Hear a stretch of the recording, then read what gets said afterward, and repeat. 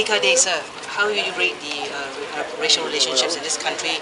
The worst ever or better than before? How would you see it? I have appealed to the government and general Malaysians to go back to the declaration by the late Tunku Abdul Rahman Putra, the then Prime Minister, where the statement, the provision is very clear.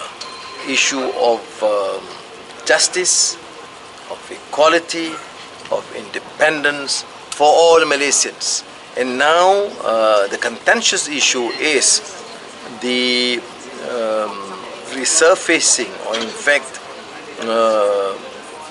the discourse affecting race and religion in a very racist manner, or even when I referred to earlier, issue of religious bigotry.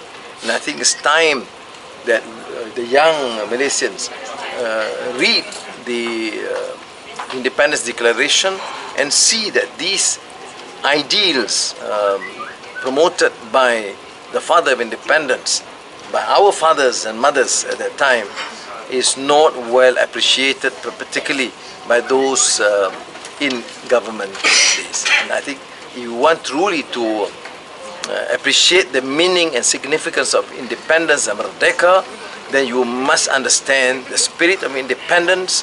What Merdeka means is freedom, is justice.